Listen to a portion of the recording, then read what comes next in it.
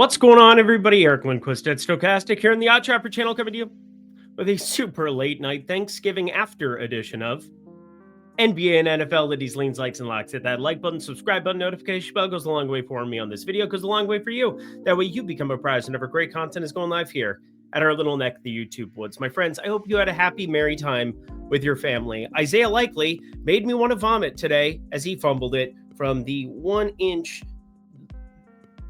What are we doing? What are we actually doing there? But you know what? We got the CeeDee Lamb touchdown across, gave that out for free over on X. Lost Detroit money line. Cannot believe how dunce cappery. Dan Campbell calling plays. Confirmed. Ridiculous. How many halfback dives can you run directly into the back of the line of scrimmage with Jahmyr Gibbs on fourth down? Jahmyr Gibbs on the outside can just beat anybody. So we saw that multiple times, and yet you're running halfback dives on 4th and 2, 4th and 3 at times. He did that last week too, or 2 weeks ago against Philly. It's been disturbing stuff overall, but you know what? That's all right. We move on to Friday. And overall, shout out J Metal K for kind of keeping me afloat over the course of the last week and a half. Has not been a good week and a half for me overall, but I mean, I don't really have any regrets. And we'll talk about when it is a lack of process or when sometimes the cards just don't flip in your direction. And that's kind of felt like what it's been. We've gotten tons of CLV on Brandon Pajemski. 11.5 got bet down to 9.5. So of course he smashes the over there in points. So I rarely put those unders in purely because injury news can break against you there. But boy, I mean, he just played like, it was ridiculous. Thought we had a pretty good read on that situation when Will Richard ended up starting as well. Looked pretty good. And then, well, that went by the wayside.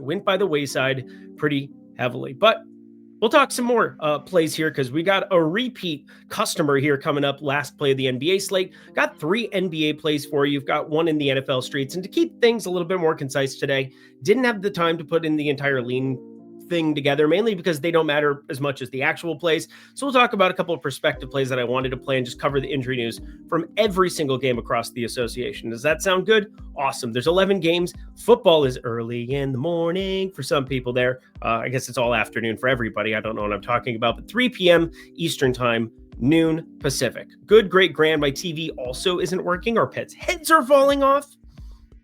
They're not. I'm not going to complain too much. My life's pretty good. And also feel good about these reads. Feel really, really, really, really good about the time and effort that I put in here. It is what? 2:30 out on the East Coast. It is 11:30 out here on the West Coast. I got caught up, chatting with all of my good people over in the Tails Discord. And then, well, kind of fell into something in the NFL streets that I think is very interesting. 2 NFL plays. I don't know what I'm talking about. I have 2 NFL plays all about the same situation. We love situations, but situationships, probably not good. This is not that. 50% off a week or month of the Lindy VIP. We got promo code LOGO. That is just sitting there waiting in the wings for you. We'd love for you guys to check it out, purely because I love the people that we have in there. Some people use community, and that can be kind of a BS word within this space, but I truly believe process, results, accountability, all of those things are what matter and why it is that I love having DK DFS over in Tails, one of my good buddies. Also, tons of other sharp cappers, tons of other sharp experts, as I like to call them, because, again, the C word is awful. Don't use it. Anyway, 50% off a week or month of the Lindy VIP. Promo code LOGO. We still got that thing rocking for you here for the weekend. It's the freaking weekend, baby. We're not going to use that song, though, because he is canceled. Let's get to the plays, shall we? But we begin with this. Woo! Yes, we got a little bit of injury news to kind of cover for the people. And this is kind of the nice thing, is that it's my show. I get to do whatever I want. And didn't want to put the lean stuff together purely because there are 11 games and just injury news I wanted to cover. Kaishan George, Andrew Nemhard. You can see this total's a little bit robust, but Benedict Mathurin, he's been somebody that from a pick'em perspective, I thought was really interesting. 1.5 threes. We had Pascal Siakam already at 1.5 threes as well. Both of them not remotely bettable at their current prices. So don't be playing 1.76x multipliers over, or sorry, 0.76 multipliers over on underdog or things of that nature. But this is kind of a big one because Kaishan George, he kind of opens up some other things because Corey Kispert fractured his thumb. Corey Kispert was on verge of just being like maybe the missing linchpin for the Washington Wizards to be functional. We saw, near 50 spot from CJ McCollum in the NBA Cup and more NBA Cupness. This is their Super Bowl, so here you go. But Trey Johnson still dinged up. I mean, I think this is probably what you're going to get here if Kajan George is out. You're probably getting the Justin Champagny start, even if the minutes aren't as robust as what you would want. But just wanted to touch on it. Thought about the three-pointers there from Mather and Siakam, ended up staying away. The Chicago-Charlotte side, LaMelo Ball going with Brandon Miller here. And I will say this as well. Kobe White, Vucevic, if both of them are out, Vucevic and him and Herter and Patrick Williams, good Lord Almighty, you're going to wish you jumped on something. But at the current prices, I'm not a huge fan of backing a Josh Giddey, even against the Charlotte team that, and Jalen Brunson was on his way to score like 45 until they beat the brakes off of him, although, NBA Cup, differential, stuff of that nature. This is probably the game that I have the least interest in. I will say this as well. Diabate started the second half over Kalkbrenner. I'm not sure if that's sticky. I'm not sure if he was taking a poop at halftime or what exactly was going down, but maybe some Diabate stuff to entertain. I kind of want to run it by some other sharp people that I know that I kind of talk with every single day and just have a better idea of if that could be something that's sticky. But right now, just staying away. By the way, this is Basketball Monster. I don't want to just share it and not give credit where it's due. I've used this for years and years and years, and I think you should too. It's an easy way to be able to do anything that you want, especially if you're in the old VIP. Yeah, you know me. But anyway, Phoenix. Oh, no, sorry, not Phoenix. We're talking about them in the main portion. Philly and Brooklyn. This Igor guy is just killing me now. And I mean, I haven't bet him in forever. It's just watching him play. It's weird because there's times he's an absolute dead eye from three, and then he just goes brain dead. Can't really guard anybody. Can't really handle the basketball, bringing it up the floor. But no Cam Thomas, and now no Michael Porter Jr. That got released already today. I'm a little surprised to see the numbers hung at 7. I'm also a little surprised to see Dominic Barlow as the potential starter instead of Andre Drummond, who, I mean, just you can have a bad game or two at times. And, well, he put up, a grand total of 3 points there. I don't necessarily agree with that one, but I will say this. Basketball Monster pays attention to a lot of news that's ran by the old Aussies. Aussie. So good stuff. Just wanted to point out that, there's definitely something going on there. I'm just not sure how to handle it. Definitely the lean in that one, the Philly side, because I reran this and I saw it 8.5. I could probably talk myself into more of it, but we just don't have a large enough sample size to know Michael Porter Jr. with the current construction of this team. Cleveland, Atlanta, this is another just I have no idea what you could possibly do with this game. Craig Porter Jr. questionable, Dean Wade questionable, but they get all the main boppers back. Garland, Mitchell, Hunter, Mobley, Allen. Efficiency plus props were out all day today on Thursday, which is oh, Eric, why does that matter? We're going to get news. It matters because it's already gotten bet into place. Lines get more efficient as you go unless there is an injury piece of news that just drops.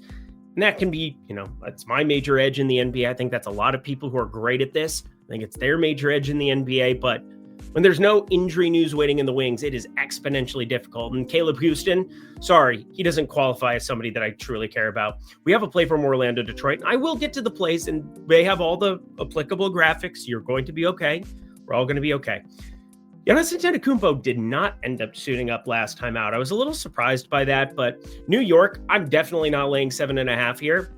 I would absolutely lay 7.5 if I knew Giannis was out, but I think this is pretty efficient as it stands right now. So that's something you just have to jump onto. If you're no big profit X, you can try to snipe that line whenever it comes down, but most of the spots, these exchanges, whether it's Kalshi, Polymarket, you have an opportunity to still jump on in and have those investments if you can get in within a minute of that news dropping. If not, it's going to go flying. So I can't imagine this gets above 6.5, 5.5 with Giannis in.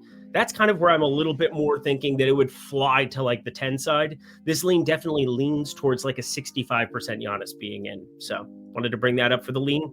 We've got another one of just basketball play that we're going to talk about later, so I'm not going to cover it in this section. Sacramento, just holy F, man. He had an okay game from Malik Monk, but Precious Achiuwa, I ended up on over 7.5 in a pick'em card and felt pretty good about that read, purely because he's going to still play minutes.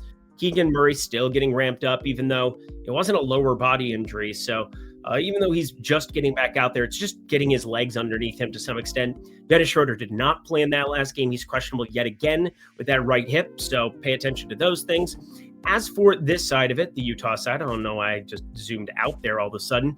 Yusuf Nurkic, he was kind of my lean here in terms of like, there's definitely an opportunity for him to smash rebounds because they do not want to play Drew Eubanks very much. Ended up seeing a lot more minutes of Precious Achiuwa. We're still waiting on Domantas Sabonis to get back in our lives.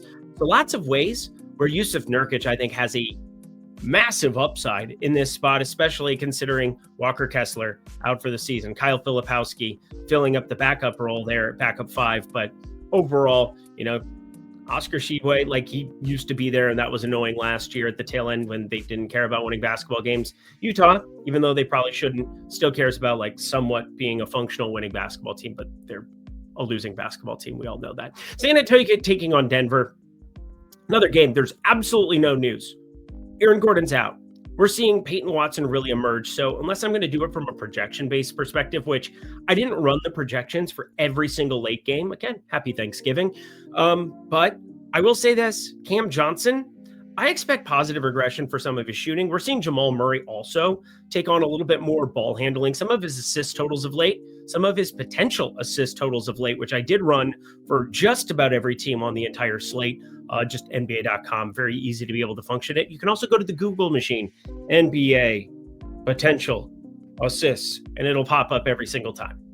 It's a cheat code. I know it's really hard for people, but it is what it is. Dallas and the Lakers, no desire to bet this game if Anthony Davis ends up in here. But I think he's still more unlikely to play than play. I know he wants to play against the Lakers. It's a back-to-back, though. They are 10-point dogs. And one of the nice things you can always do over at Basketball Monster is you can look to the next day. You can always have an idea of who's on a back-to-back, what's going on. Once you know it, they play the Clippers, which I find to be a little bit more of a winnable game, especially because Kawhi Leonard, if he plays, again, Kawhi Leonard has not been all that good, but Kawhi Leonard played on a back-to-back. I'd be a little surprised. So Anthony Davis, in the interest of trying to win, I know he'd want to play the Lakers. I think Dallas is better suited to have him play the next day, but that's just my opinion for it. If he's able to play here, obviously we've been waiting on this calf forever. I believe it was a calf, right? Yeah, left calf strain.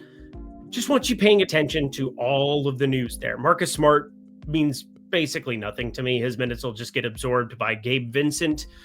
They can go Dalton Connect. They can do a couple of other things, but none of it all that matters. And then we've got a play from Memphis and LAC. So there you go. We covered that. Now we can get to our lovely plays. But first, be like Lindy, join Tails today. Obviously, I know some of you don't. You want your lean cards. I totally get it. But we are going to get to the plays. But it's not just my plays that you could get to right now. You could go to tails.bet right now. Tails.bet. Put it in the browser of your choice. Google Chrome, Safari, Firefox. Where are my Firefox people at? I haven't used that in a while. But be like Lindy, join Tails today. Check out tails.bet. There's so many great plays, so many great opportunities for you, just waiting in the wings, giving you all of the opportunity to find bets in the college basketball streets, in the NFL streets, in the NBA streets. I'm not the only one putting out content. I think you know that, but the best ones are going to be over at Tails. This I know, for I just told you so. Yeah. Margarita. Yeah. Let's get to the plays. Hey, it's Thanksgiving. I don't have to do this video. Did you know that? I didn't have to do this video tonight, but it's 11:35 p.m. and I just felt like still doing my video because I was putting in that work, Devin. Don't give up, because that's what you do, especially when you're not in the middle of a heater. That's kind of me right now. Feel good about the reads, though, and here's one that's really good. Orlando taking on Detroit. A lot of sharp people I know hit me up after the fact, being like, you weren't on Jalen Suggs' assists? And I basically was like, why was I supposed to be against Philadelphia? Is that a thing I was supposed to be? They're like, well, yeah, you looked at his potentials lately. I don't know. All I saw was him get ejected at halftime, and everybody was just posting tickets. What is going on here? And again, it was a very niche group of people that were pointing such things out. And maybe this gets steamed by the time you hear it, but right now, it ain't steamed. What am I talking about? Well, Detroit, they lost their first game after winning 13 in a row. They lost to the Celtics there on Wednesday, and so they get to start afresh. New win streak, clean slate. Only 3.5-point favorites here against Orlando. That's a lot of respect for Orlando, but I kind of get it. If you've watched Jalen Suggs play basketball this season, He is quite good. Now, part of it would say it's the girl. I would say it's the girl too. Lefty. She's Google if you don't know. But anyway, Jalen Suggs, friends, this one is very interesting because Jalen Suggs had 10 assists in the first half last game, and the potentials have been out of control, and that's the main thing to highlight. Over the course of the last 3 games, 10.5 potential assists per. 6 assists actual, but he got ejected in one of them. He got ejected in this last one. If you go and trib it to the last 2, also 10.5 potential assists per, 6 total assists. That's a higher conversion rate than, the 55% threshold. But my whole point here, friends, is he shouldn't be minus 124 for 5.5 for a full game where he's not getting ejected. And there's still room for these minutes to grow because don't forget, he got a late start to his season. It was not exactly like a easy opportunity right from the jump. Paulo Banchero was there, who's kind of annoying when it comes to it, but averages 5.1 assists per game on just 30. Well, no, it's way lower than that. What am I talking about? 23 minutes per game. Just an absurd stuff. So now 32 minutes against the Knicks, gets ejected, 16 minutes there against Philly, and had 11 assists in the duration of it. Baby, I'm Jalen Suggs. I don't know what this was gonna bring. So good for Pick'em. So good for Pick'em.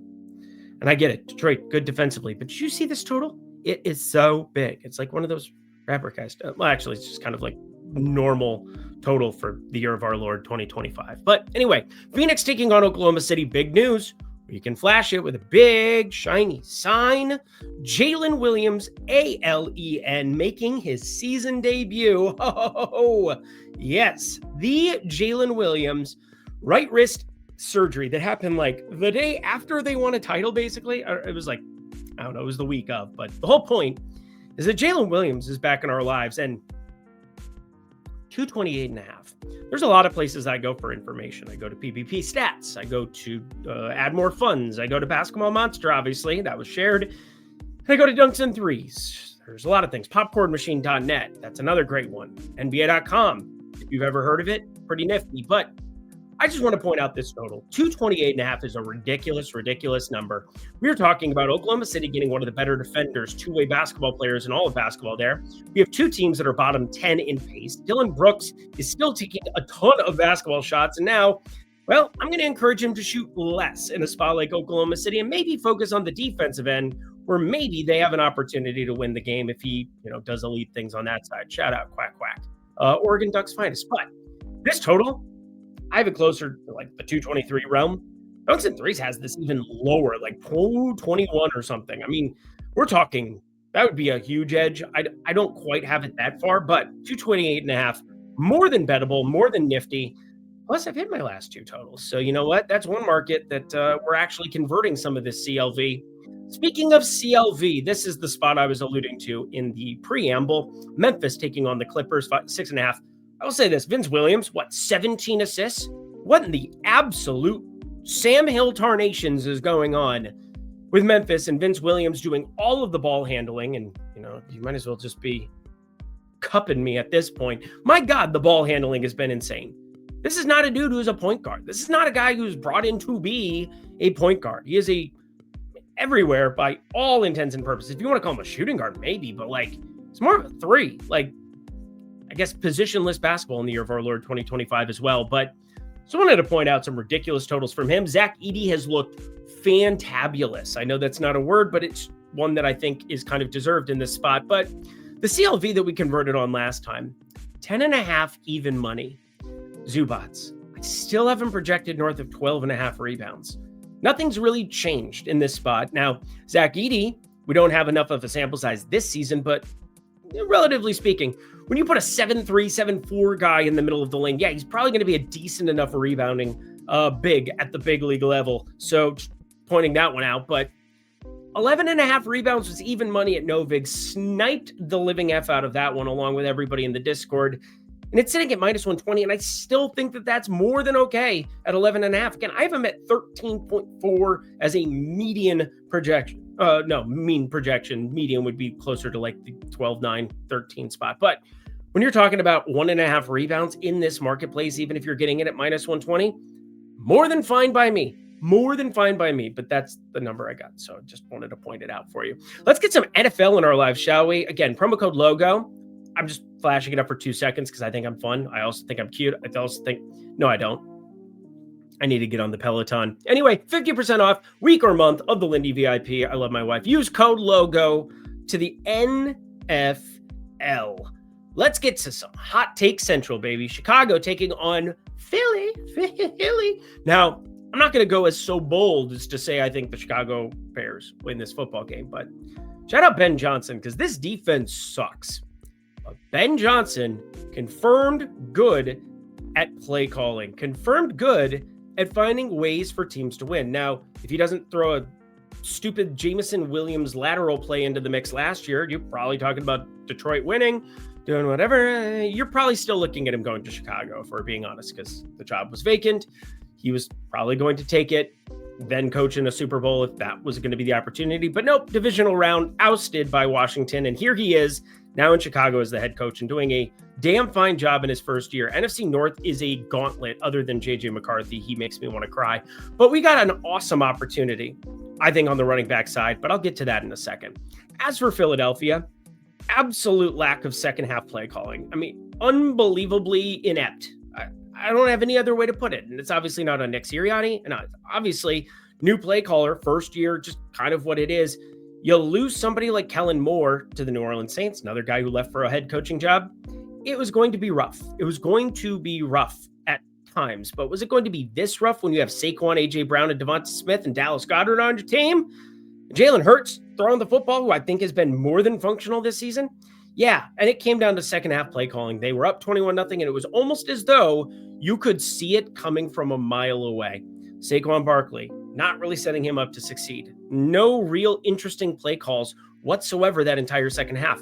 Devonta Smith having to make very, very, very, very difficult catches, mainly because you were running like some of the most ridiculous routes for him ever. And that's, again, we could talk about that second half forever, but the whole point for me is that I do expect Philly to handle some business to some extent on the offensive line. That's the strength of this football team. That's what got them there last year.